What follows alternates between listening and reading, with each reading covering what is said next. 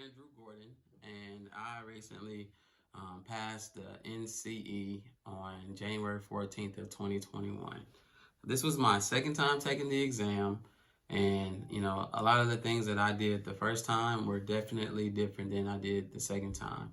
Um, it's 200 questions, 160 questions count. You need at least a 95, to pass the exam. I scored an 84 the first time, and I ran out of time. I ran out of time to where the point where I had maybe 60 questions left, and it was kind of embarrassing. But pass is a pass. And so the second time I took the exam, my study habits were different. My focus was different. And so I ended up scoring a 106 on the exam.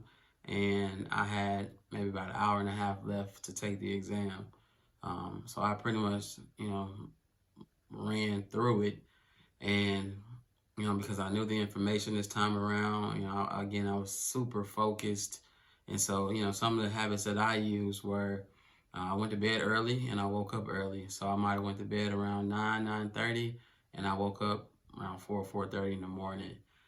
They gave me a lot of time to study and read and just research as well, because a lot of the information that you're going to learn is valuable, especially if you're already working in the field with clients.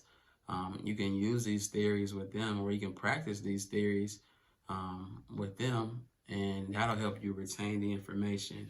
And so I definitely encourage that. Go to the NBCC website and let them tell you the things that you need to know in order to pass the exam.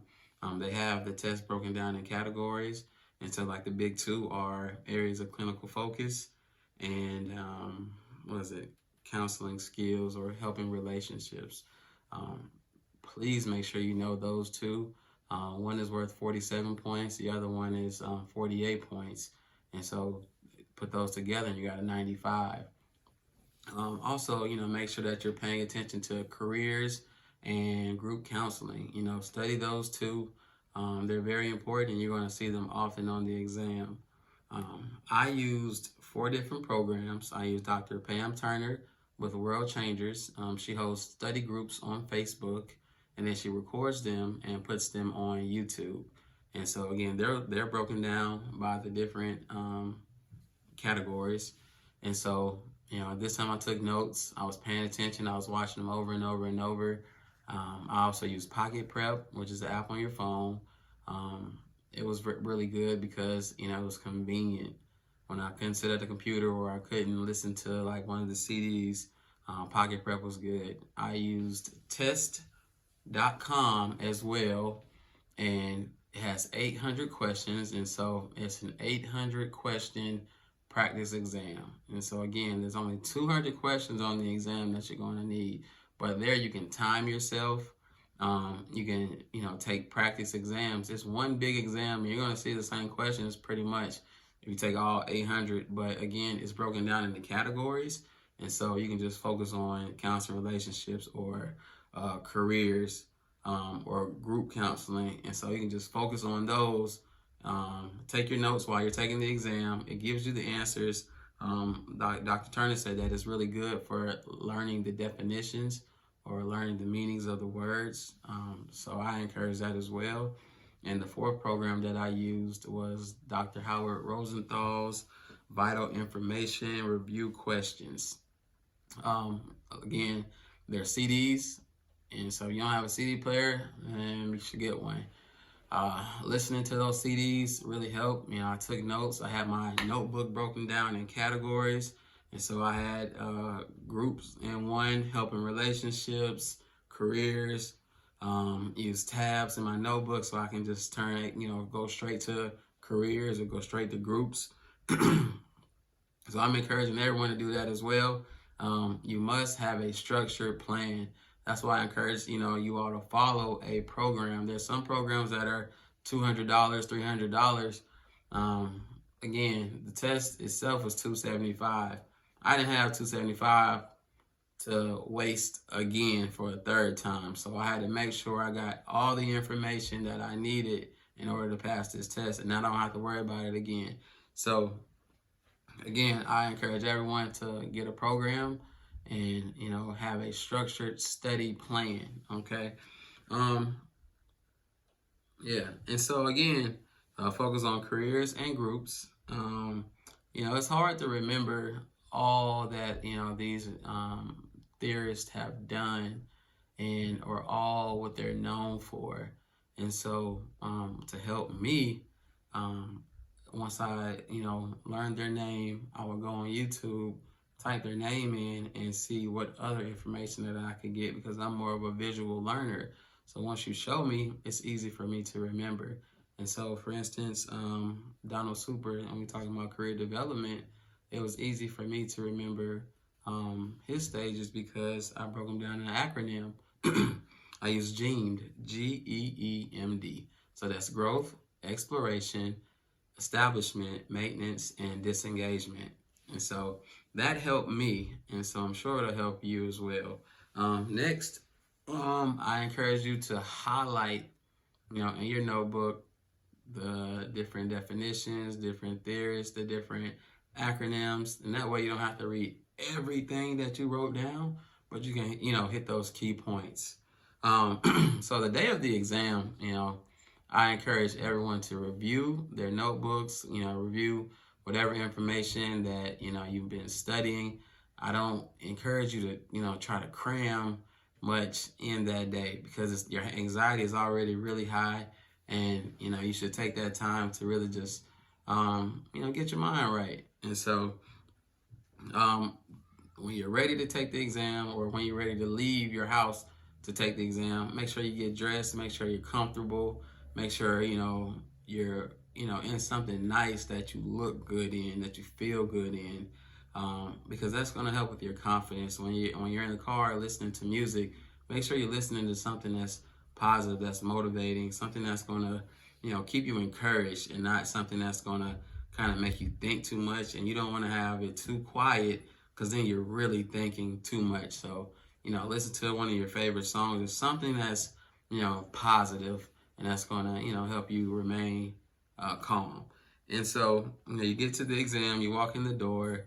They're going to ask you for 2 forms of ID. I gave them a bank card and my driver's license. And then they ask you to come around the corner, or the counter, I'm sorry, and you're going to take your picture. Well, the first time, this was my look. Second time, this was my look. I was, much more confident. The gentleman that, took the picture was like, man, it's good to see somebody smile, because people are always frowning, And so, again, I had my Nike fit on. I knew I was looking good, so I smiled for my picture. I wanted to remain confident. And so when I finally sat down to take my exam, they give you 10 minutes to do your pre-test. And so I took those 10 minutes and I just focused on my breathing. I did a few breathing techniques, maybe about 30 deep breaths, just to really relax my mind and my body, because I knew, again, this is a critical exam. And, I did everything that I could do it to this point as far as preparing for it. And so whatever happens after this happens, okay? And so they tell you that you can't write anything on the piece of paper until you start your exam. So once I started my exam, I wrote down 225 minutes, and then I divided it by 2, and that gave me 112 roughly. And so I knew that if it's 200 questions, by question 100, I should be at 112 minutes, if not more or less, whatever. So I just knew that was important, because last time I ran out of time, and I was like, where did the time go? So this time, I didn't have that problem. So I wrote down 112 minutes, and I'm probably at, maybe question 150, and I still have more than half of my time left. And I was like, wow, something's wrong. Like, there's no way I, sped through this test that fast, but I did. And so, I encourage everyone to take that time in the beginning of the exam to just get your mind right. And so again, write down the time, brain dump. So write out the bell-shaped curve, Z-score, T-score, the standard 9, write that out. So that way you can get it out your head, write down all your acronyms that you've created. Anything that's going to help you remember what you learned. Quickly get that out your head. It might just take 30 seconds to 2 minutes. Trust me, that time is going to be valuable for you. So, and then once you're done, man, I know you might flag a few questions. I know you might, have an idea about a few, but man, in the exam, I'm telling you, because the worst feeling in the world would be to finish the exam and you missed it by 1 point, and that could have been just because you changed an answer. So turn your exam in, go to that front desk and receive your passing score. So again, these are my tips. This is my first video shooting on YouTube. Maybe it was my second, or me shooting, but either way, these are my tips. I hope they helped. Shoot me a like. That's what they say. Subscribe, when I start getting big. But for now, man, I just really want everybody to pass, because, again, it is a game changer. You can do so much more when you're fully licensed. And that is all. So I thank y'all for listening, and I hope it helps.